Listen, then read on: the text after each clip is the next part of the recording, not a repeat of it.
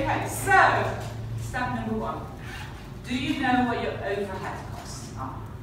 So your overhead costs are basically, the way that I explain them, are those costs that if you're not there, you still have to pay. So if you're ill, or you're going on holiday, there's certain costs you still have to pay. Yeah, so things like you need your studio, if you're there or not, that's very often a big problem, isn't it? Yeah, you have to pay for 7 days, 24 hours a day, and you might only be able to use your workspace for 10 hours a week if you're lucky. Yeah, I see that quite a lot. And some people haven't got even a job to pay for their studio. Yeah, and that's like, it's a big issue. So what are your overheads in a year? If you don't know that number, really important to start looking back. Don't guess these kind of numbers, really get real with them. Yeah? Another one there, for example, is, like I would say studio, especially because we're in London, that will be the biggest chunk of your overhead. Yeah? But then there's also things like electricity, telephone. Yeah, it's kind of not the telephone calls you make, but it's like indeed like rental. Yeah, that's the kind of your mobile phone bill. So it's not just salary and materials. And again, like if you've got a studio space in London, it never is, of course, this kind of a nice rental figure. It's always a bit more, yeah, £3,820.50p or something like that. But basically, do you know that's the starting point? Really important to keep your overheads down as much as possible. So indeed, like my suggestion is, if you can, then in the first 2 or 3 years, if you can work from home, or you can have a, yeah, the newest thing is build a shed in your garden or your mum's garden or something like that. That's really saving an awful lot of money. Indeed, like when I started my business, I work from home. Best place ever, works perfectly if you've got children. Yeah, and it really works for me, and it keeps the cost really down. Because again, if you're not there, then you can't really use that space as much as possible. The other thing is, some of you might be now working from home, but considering that in the future, yeah, 2 or 3 years, you want to get a studio space. Or maybe now you get a subsidized space, but in 2 or 3 years' time, you will be needing to pay full kind of rental. What you then need to do is kind of do it in stamps. Yeah, so for example, if you're not paying anything now, but you know that in a year's time you might need to, yeah, have £6,000 extra in cost, because yeah, that's fairly common. Then I would say this year add to the calculation £3,000 or something like that. Although you're going to get paying it, do already pay that. Then number 2 is, how much do you want or need to earn? I'm afraid in the beginning, unless you're profitable, it needs to be need. Yeah, like it would be great to earn a certain living, but for most of us, it's very much about like, how much do you need? And this is very much around your personal living costs. So this has got in a way nothing to do with your business, but how much does it cost you to rent, or your mortgage, going to the supermarket for food and things like that. If you want to earn or need to earn more than £10,000, then be aware that you also need to pay tax above £10,000. Yes, so for example, if you want to earn £14,000, that means £4,000 above the £10,000. That £4,000 is being calculated at 20% tax, so that means that you actually need to earn £14,800, because £800 is going to the tax. So in this example, yeah, it's £15,000. That's a fairly reasonable number, by the way. The average salary of creative graduates in the UK, and this includes also people who are in employment, for men is £17,000 in the first 3 years, for women it's £12,000. It has to be very clear of that. It's probably lower than some of you are.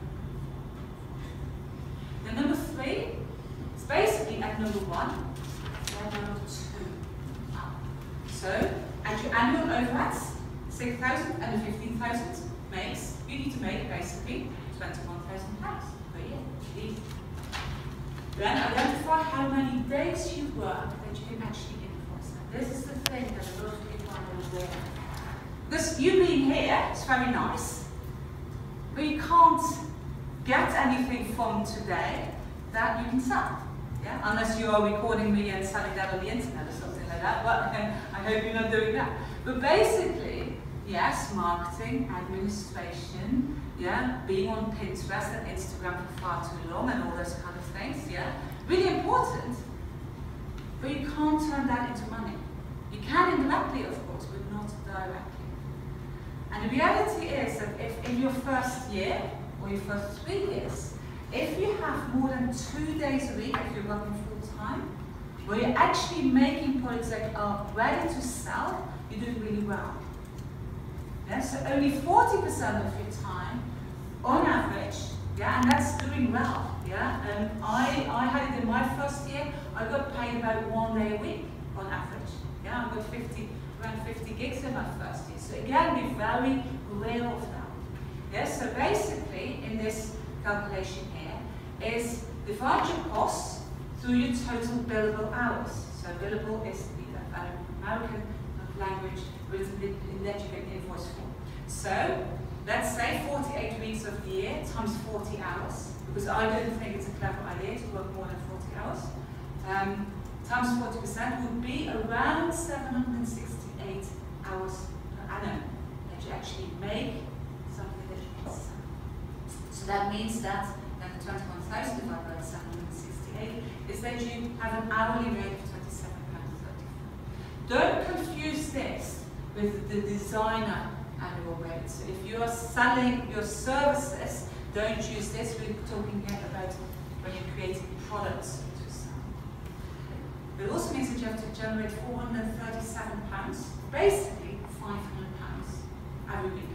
£100 every day in work to generate that 6K and the 15K. Yeah. So, step number 4 is you need to find out how long does it take to produce one product, and include all the processes in this. So indeed, like when you're cutting things up, etc. This is not your design and research time. That's part of that 60% that we're not calculating. Yeah? So this is really getting ready to work. The stationery, this is where you very often go wrong. How long does it take you to pack up an order? Are you including that in your price? Queuing up in the post office is also included there, yeah, or should be included, because how otherwise are you getting paid for that? So use averages, because I hope that you're making life a bit more efficient and effective. So you put things together, and then, for example, you cut 6 hats in 2 hours, so that would be 20 minutes for 1 hat. Then your total spend, for example, yeah, and again, keep time sheets on that, is 1 hour and 3/4 times that hourly rate that we just collected would make £47.87. So work that back. If you're working 16 hours per week, yeah, so that is the hours that you need work, that is that 2 days per week, so to speak.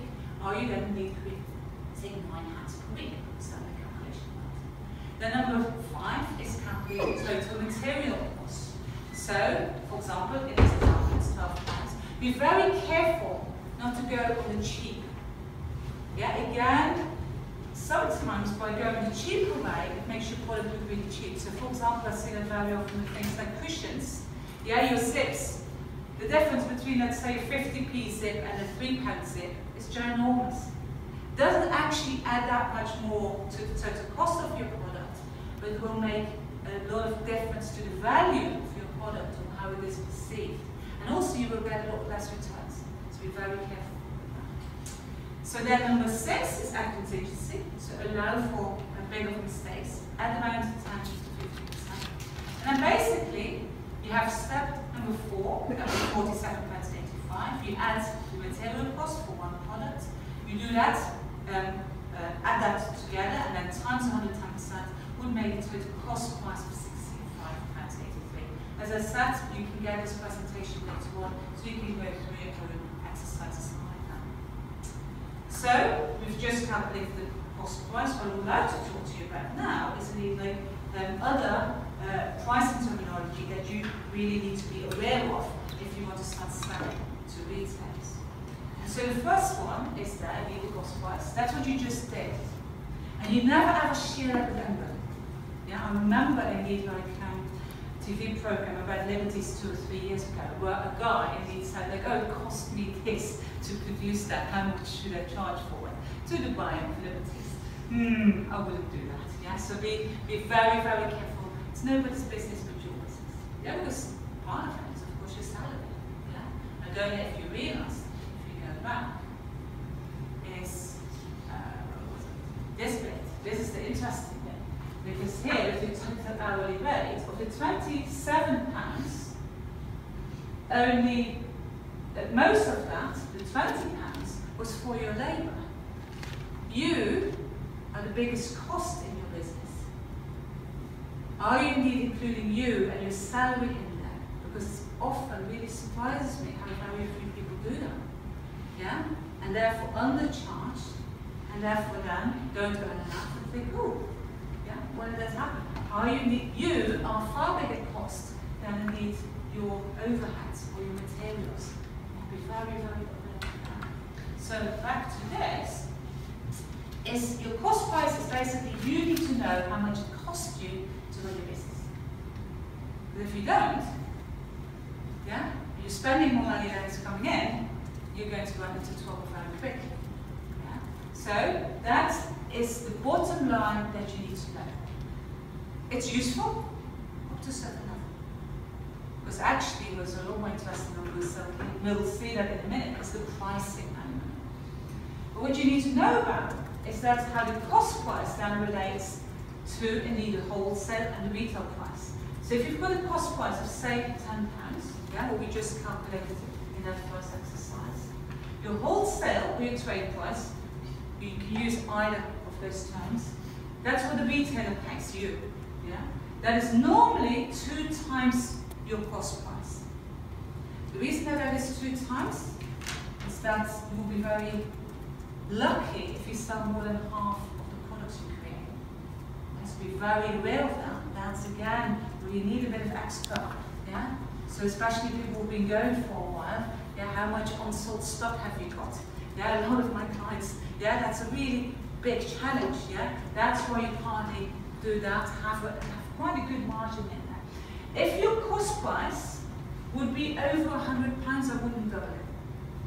Yeah, so if your cost price would be, I don't know, £5,000, yeah, as it can be with like a lot with jewelers. Yeah, if that's 5,000, I would make it £10,000.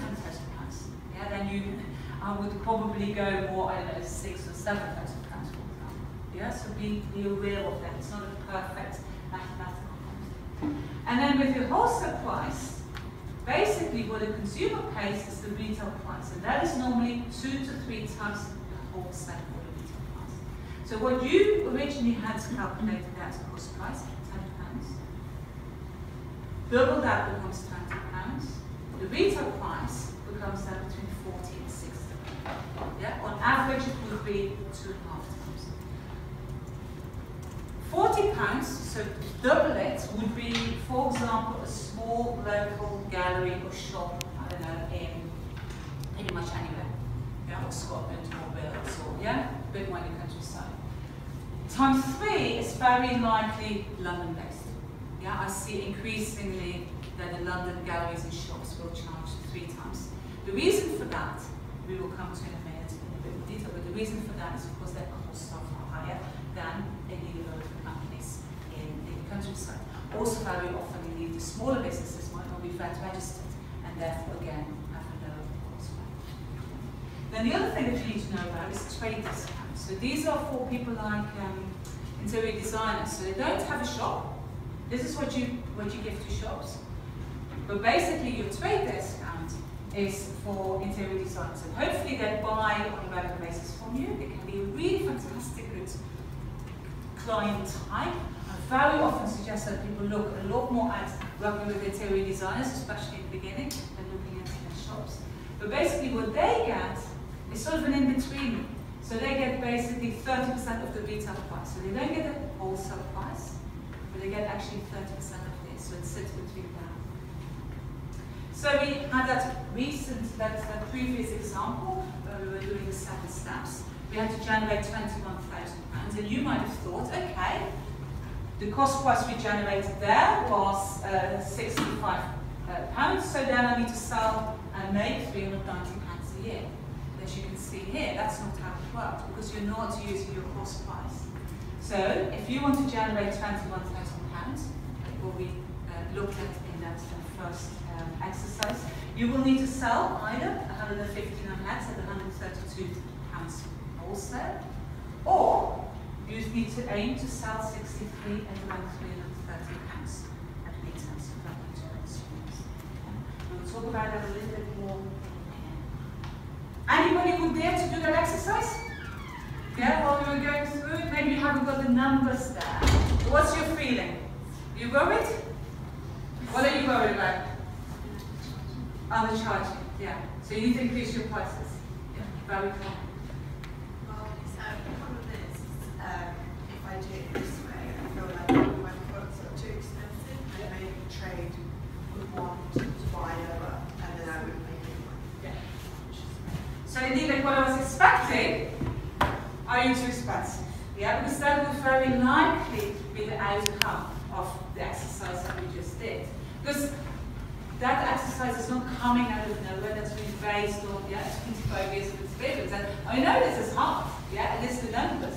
We will do some other exercises later on. The thing is, and this is the lovely thing, costing, we talked about this workshop, it's about costing and pricing. Costing is only the first one. What is a lot more interesting is the pricing. Yeah? So costing is indeed about doing the math. And they give you a formula. Very often people say, what's the formula? How do I do it? Yeah? This is pretty much the formula I gave you there. That's only one bit of it, because as you probably know by now, yeah, it's about pricing. And pricing is about art. If you're confident, you can charge whatever you like. Yeah? That's great, isn't it? So let's have a look here. Which of these vases is the most expensive, do you think? And how much do you think they are? And what makes you think that? The one on the right. The one on the right you think is the most expensive? Yeah. Okay. Why? I think it might be electricity either. Okay. You are not allowed to choose. Okay. How much do you think the one is? Well, I don't know, but I wouldn't be surprised if it's 10 grand maybe. Okay. What about the others? Don't know. Non-ceramicists. Very well done. You're the first person. Okay. What about the others? How much? What do you think? Which one? Because she is quite. This the one on the right that is the most expensive. But which other one? Which one do you think is the cheapest? Maybe the one on the left.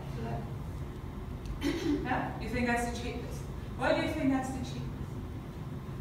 It's commercial, yeah. It's commercial? Looks commercial. What makes it look commercial? Room setting. Room setting. And not like an elevated status room. It's just like Not like an elevated station. Yeah. country room. Not like this. Homes and house and gardens. Like Yeah, that, yeah, It's yeah. just, It looks like mass produced. It looks mass produced. This is quite regular, looks pretty regular patterns and Yeah. How much do you think the one on the left is? Let me tell you, 99% of the people get it completely wrong, so don't worry. maybe like 15 to 18. What do you think the one in the middle is? It's really DIY.